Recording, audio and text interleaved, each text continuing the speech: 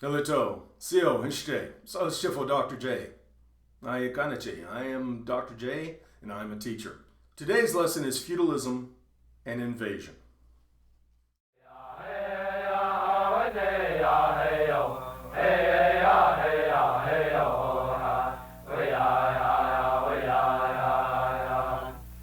Oh, yes, I love you, honey dear. I don't care if you marry 16 times. I'll get you, ya, hey, oh, ha. We, ya, we, ya.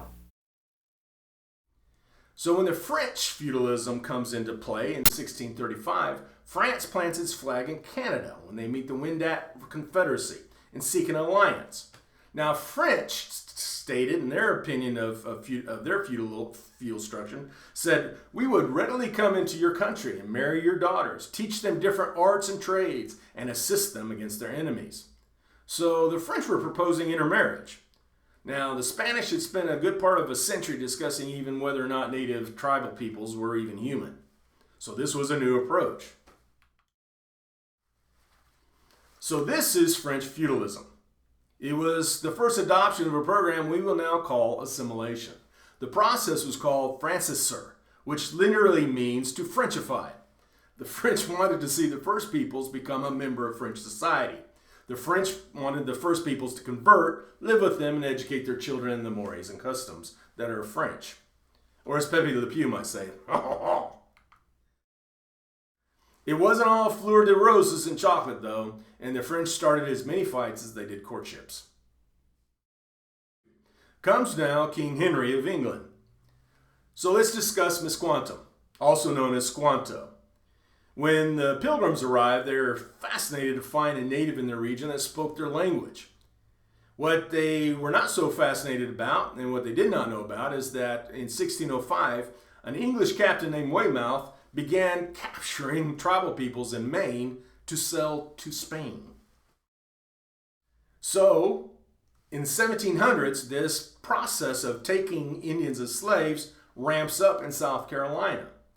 All of a sudden, South Carolina is fascinated by the fact that the Cherokee, Choctaws, and Muskogee do not like being taken slave and declared war against them. It's called the Yamasee War. We'll discuss it in later chapters.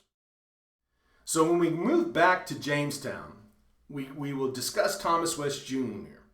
He had fought in Ireland for the Earl of Essex. He would later be imprisoned for his links to Essex, who revolted against Queen Elizabeth.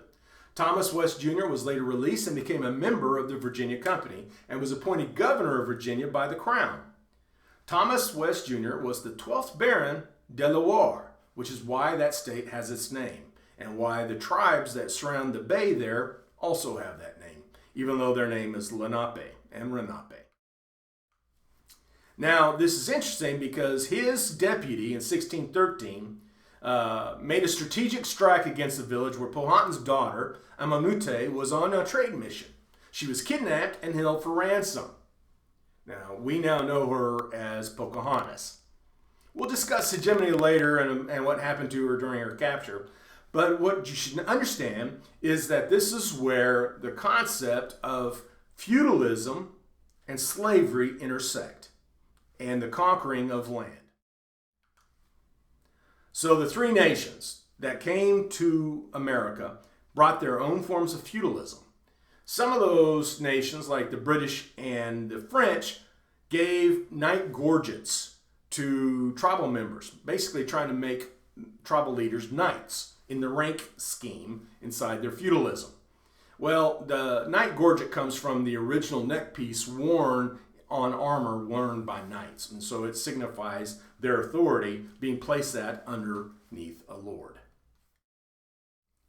So the reason we start with feudalism is because ultimately it involves all tribes' sovereignty in the United States, because the Cherokee Nation sued the state of Georgia. The Founding Fathers referenced many of the Renaissance writings, and one of those is Vattel's Laws of Nations. And in Section 7, Vattel outlined tributary and feudal states, where the payment of a tribute by a weaker, by means of purchasing of their more powerful neighbor and exemption from oppression, they did so without ceasing to be sovereigns. So this is why we start with feudalism. Here, Justice William Johnson of South Carolina, the same state and colony that was taking Cherokees and Choctaws and Creeks as slaves, said, they have in Europe sovereign and demi-sovereign states and states of doubtful sovereignty. But this state of Cherokee, if it be a state, is still a grade below them all, for it is not able to alienate without permission of remanderman, or lord places them in a state of feudal dependence.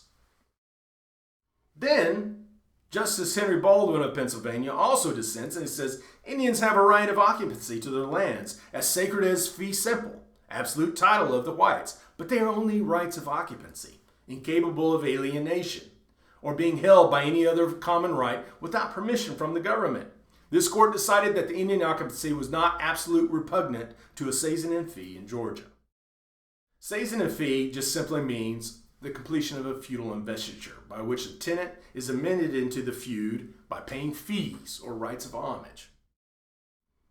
So Chief Justice Marshall steps in and he says, the Indians are acknowledged to have been unquestionable and heretofore an unquestioned right to the lands they occupy. And he goes on to state that they are like wards to the more powerful. Now, he's referring back to the Magna Carta in Clause 37, which forbade kings from seizing young men and claiming them as wards so that way they could loot their estates. So in other words, Chief Marshall is saying in the feudal structure, they are under protection, even from the Magna Carta. So in Worcester versus Georgia, he recognizes the tribe's right to self-government. So this is where feudalism intersects history.